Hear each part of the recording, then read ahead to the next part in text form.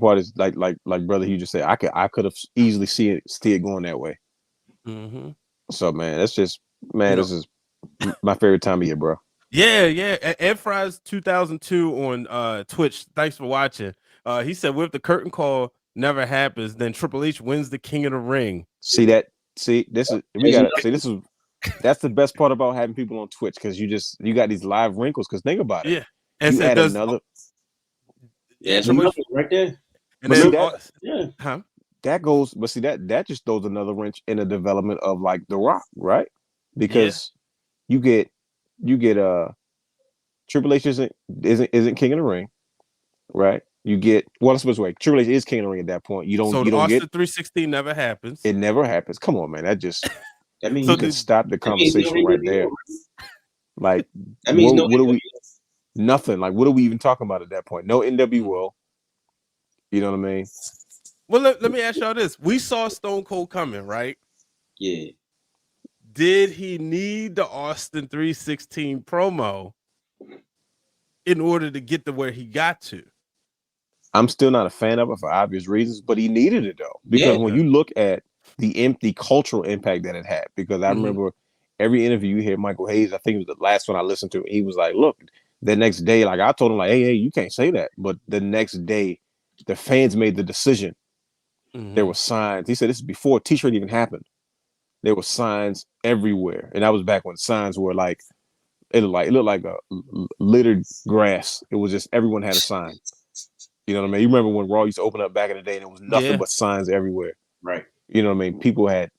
They saw it everywhere. They made the decision for what it was. And I just think, man, like we saw Austin coming, but I didn't see him coming that hard. You Yeah. know what I mean? I'll be the first to admit it. Because when you look even when you look at old stuff, you look at Austin from the '98 Royal Rumble. By the time he gets to WrestleMania 14, those are two different Austins. He looks so much. Yo. He looks so polished and ready, and then literally like, oh nah, he's ready for that moment. And That's what then yep. that Monday, it just looked like the Austin era started. Like no one had to tell you. You saw it. It was like, oh Mhm. nah, we're here now. Like this dude wasn't gonna wait. It like you watch him climbing up from '97 to '98. Like he's kind of over exaggerating and he's extra over the top. But by the time he gets World Rumble, you see it. You know it's happening. By WrestleMania 14, you see him walking down the hallway with his leather vest on, locked in, ready to go. I said, oh nah, Yeah. the Austin era was That's gonna a happen one way or another. that's a good point. Now you got me thinking, have we ever seen that? Like, in either way, right? Have Mm-hmm. you ever seen because essentially that's what they wanted with Roman Reigns in 2015, right? Mm-hmm. They wanted, okay, Roman ain't ready. He wins the Royal Rumble, he ain't ready. But by time WrestleMania gets here, he will be ready, which he wasn't, right? Mm-hmm. You can make the argument with Seth Rollins in that case. Seth Rollins, like that match was that was the night of the triple threat match, if I'm not mistaken, with him and Cena and Brock, where he's like, okay, he grew up that night. But by time we got to WrestleMania, the next night, it was the Rollins era. You Yeah, know, he was uh, he goes from losing to Randy Orton yeah, early in the night, going early in the viral. night, and he once again he has a separate WrestleMania. Here's how good you gotta be that good to have two major WrestleMania moments in one night. Mm-hmm. Like he has one of the most iconic and epic RKO finishes in the history of the books, and then turns around at the end of the night and he gave us what we wanted. That was like we did not want Roman to beat Brock that night. And Mm-hmm. like you said, the Rollins era began, and then that just jump started his entire like main event like run. You know what I mean? Like that established him as a main event player. And you look at his longevity from where he started 2014 ish, 13, 14 to now.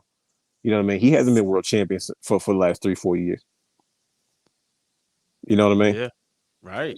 Yeah. And that's the beauty of it. It's like, that's when you become, like we were talking about with Cody Rhodes, that's when you become an established player where everything you do is the main event.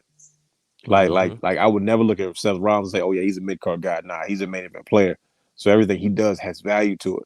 He's not Yeah. fighting for a spot or attention. Just that no, when he comes out at 8:30, whether it's 9:30, whether it's 10 o'clock, whether it's 10:45 or 10:50 going to 11:05, Seth Rollins is an established player and he's been that way ever since he broke into that main event scene. There was never a point in time where we saw Seth Rollins at the top of the card and say he doesn't belong there, right? And that all started with these WrestleMania moments. Like, of course, you know, the Shield and all that stuff that took place, but those moments were stamped solidified in history at WrestleMania, and that's what WrestleMania is about. That's what all these, you know, up and coming, what you call us, need to strive for. You know what I mean? So, it's just it's crazy. Like I said, we've gone into so many different scenarios, and like I said, it's there's these flashpoint moments where you could really mess up the timeline of professional wrestling and its history if one situation doesn't happen or something happens over the other. Yeah.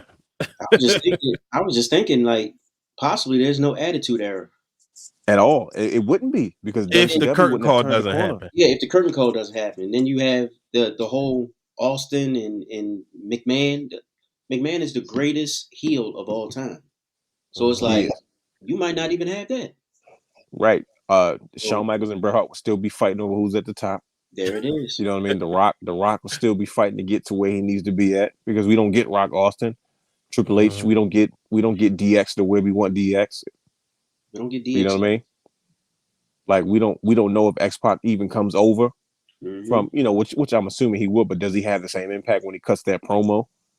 Right. You know? Right. So yeah. you know, think about it. He gets came fired. He gets fired with the neck injury, right? He comes over, and that was the new version of DX. You know what I mean? Like, Shawn Michaels goes out, Triple H comes out the next day. That Monday, he cuts a promo. It's a new version. It's a new DX. I'm taking DX to different heights. They finally add the Outlaws. They add X-Pac. He another one who grew up overnight, though. Yeah. Yep. You know, he went from being the sidekick to the leader, and like he said, it was either sink or swim. I mean, it's a true testament. WrestleMania 14 was so pivotal. And that's the word. Like, when you really watch it, and then you watch that next night, that Monday, it changed everything. Like, years ago, we in season 1 or season 2, we did our top WrestleManias, and I remember you saying it like why it was like one of your favorites, but like to talk about this now, like you really see how it was pivotal. My bad, I just had to get it up. No, it really is, though, because when you watch Raw the week before WrestleMania, and do you watch Raw the week after WrestleMania, it's not the same. You know what I mean? When that glass shatters, and Austin comes down with that winged eagle, and it's funny because I'm literally watching him. I'm watching Austin in this hallway walk to this match, which I'm like, that was a different Steve Austin. By the time he got to that point, he was locked and he was ready. But you see that same Steve Austin come down with that winged eagle. He looks at Austin. I mean, he looks at McMahon with the new title, throws down the old title, grabs new title, and the Austin era begins. And then we get Mr. McMahon again. Yeah, because the last time we really saw Mr. McMahon in that character was over Brett Screw Brett, and it kind of fizzled after that, right? Oh, okay. Right. But then we see the seeds being planted for this character, because that was the first time they said McMahon actually embraced the fact that he was owner or chairman of the WWF at the time, and they were showing us where they were going without us even knowing it. We just knew him as McMahon, the announcer.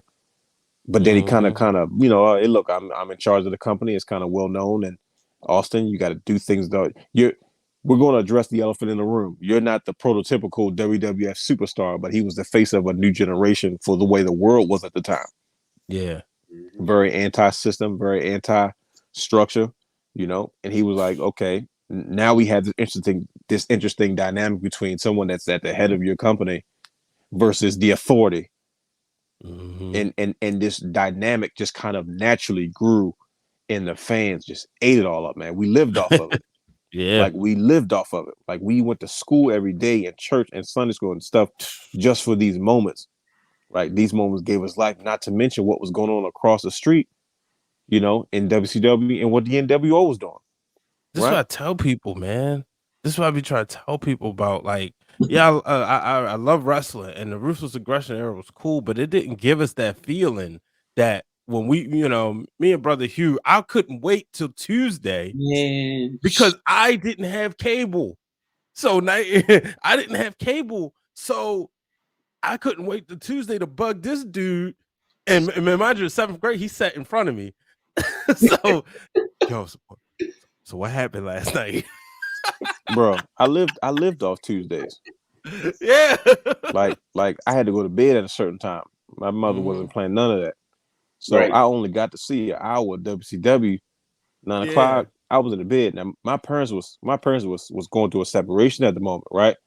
So Mhm. we was going like in between like my mother worked at night, so it was this gap between when my father would come over and stay with us while my mother would go work nights.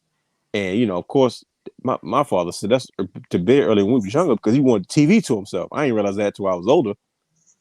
But man, you missed we didn't have from 9 to 11, man. I was like, man, I got to about 9:30 to figure out what's Yeah. going on. And then all I knew was Tuesday morning, bruh, what Mhm. happened? Talk to me. And somebody either taped it, somebody said, listen, I taped Sunday Night Heat too, so you gotta watch Sunday Night Heat first, and then you watch Monday Night Raw, and go from there. We only had one TV with cable in the house at the time. So, you know what I mean? Like you just Good couldn't, old days, man. yeah, like when it was just us, we could kind of take grabs of the TV and watch what we wanted to watch, but it was other people in the house, man, you had to do what you had to do. Yeah, But my grandmother, man, when she rests in peace, she was a real one. One day she just got wind, like told my aunt, "Hey, record Raw for Brian," and that was like it was after it was on the road to the Royal. You know what? What it was is I had spent the night over her house that like the summer of '98. I mean the Christmas break of '98. And no, we was watching Rock Bottom, the Sunday Night Heat before Rock Bottom. Remember those? How you watch Sunday Night Heat? Yeah. And every day she was like, after that Monday, she was like, yeah, record Raw for Brian. And it was that way for the rest of the, until she passed away. And so man, those was epic, man. see, those are priceless memories. They'll never go anywhere. Mm-hmm. Always embedded in your brain, man. And that's why we do what we do, and we have these discussions, man. It's and Yeah. I'm grateful for the network. I know I give Peacock a hard time about it, and I'm not a fan of it, but man, to me, it's got to be one of the to be able to preserve those memories and to have so Mhm. much new and original content about and from the perspective of those who are involved, man. It's just it helps. Yeah. It's a good time kind of engaging in the conversation, especially during this time of year. Yeah, I love listening, like you said, listening just like people, when they talk about like those who was involved, Ed says he was in the building when Austin won the title at WrestleMania Unreal. 14. And he said at 14 years old, it was unreal. And he was an HBK fan and he cried, but the pop was unreal. I'm like, I'm when I literally watch it, Where's he at? I'm literally watching WrestleMania 14 like on this best of WWE Austin. That's literally the match. Like they're in the ring yeah, squaring off right now. man, and and it's just like I said, those Attitude Era WrestleManias, they might not always go down like in history, but like you said, just the feeling of the lead up, getting ready for me it was WrestleMania 15. It felt like forever, and it was rocking Austin. And I just Bro, couldn't wait. what? Rock Yeah. Austin at WrestleMania 15? Mm-hmm. Bruh. Yeah, that Um, that to this day, yo. Like that's like that one will always that first one will always stand out in my mind because that was yeah.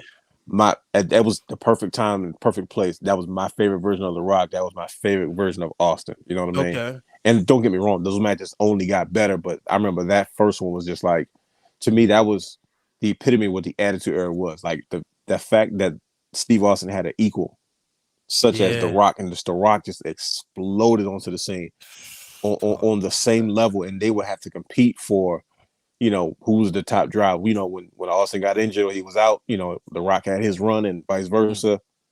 You know what I mm-hmm. mean? And then, like I said, and then you had guys that kind of came into the mix that, like Mick Foley. Mick Yeah. Foley exploded onto the scene.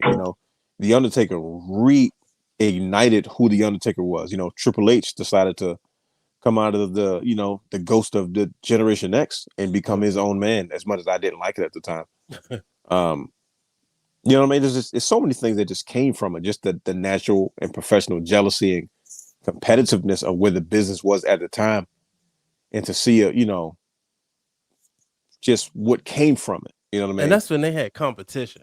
See, And that's what it was though. Like it was just, and it wasn't just coming from one side. You had ECW that was kind of putting the pressure because they were kind of just letting loose on such a small level, and they didn't care. You know what I mean? And WWE had this way of saying, well, shoot, we can take this same concept and take it to this mainstream, you know, to this main television audience and kind of do it our way, you know, with known characters that people are familiar with, you know, rather than people you may not have always been aware of in ECW, and just do some amazing things, man. And like WrestleMania 15 to me, that was the like it was the first Attitude Era WrestleMania for me, and I was like, you know, technically 14 was, you know what I mean, that was the beginning of it, you know, but 15 was kind of like, okay, we're here now. This is this era, and then it just kept going from there. It's one of my favorites to watch from start to finish because, you know, for the longest time it was one I was saying was the, you know, the best WrestleMania really for 2 years because then 17 happened.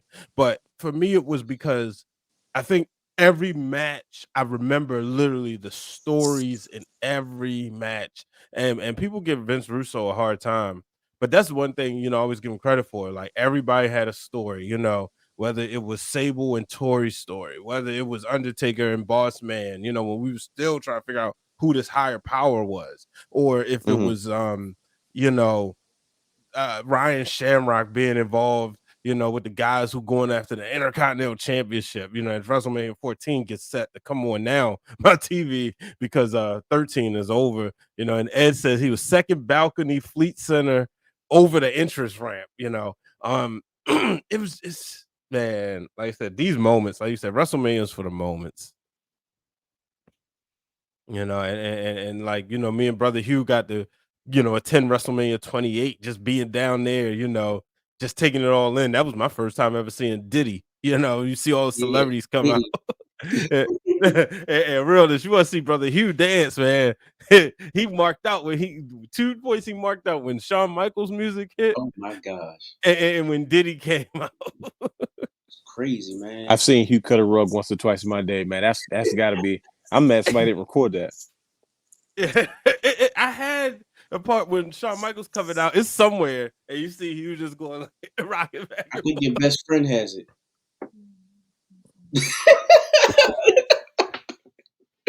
Oh my gosh. forth. You stupid. Oh man, but yeah, man, WrestleMania moments. Y'all good? Hey, don't just going back to great WrestleMania matches. Yeah, definitely. The end of an era. Oh my, Oh, that Hell in a Cell match was I just everything. watched that Sunday. That was everything, and Yeah. it was 10 times more special. You know, since I was there, of course. So I'm gonna be a little bit more biased Oh, towards. y'all did see that one? Yeah, Yeah. that was. Oh my god. When they lowered the music to Metallica too, Memory Remains. Ooh. I was Bruh. like, whoever's idea was that should get $1,000 bonus instantly. I mean, that had to have been a special moment, right? For you guys to, It was lovely. you guys got a chance to witness the beginning of it, right, from a distance, but then you kind of got a chance to watch the ending of it in person. Mm-hmm. Come on, man! Like you can't replicate. Like I said, that goes back what I just said to Brian H. and his memories about his late grandmother. You can't you don't pass those moments up. Like they'll never go anywhere. Yep. You know what I mean? To sit there and you live through that era, and then you kind of watch it culminate to what it was. You know what I mean? You know, although all three of those guys would still continue to do what they did, but it's just like, man, it was so much psychology, so much symbolism, so much was said without saying a word. You know what I mean? And I think that's, you know, that's the beauty of why we enjoy what we do, because it's a lasting power. Like when you can do something like that to imprint in the mind of anybody watching what you're doing, come on, man, that's impactful. And Yo, I think that's what Manny's about.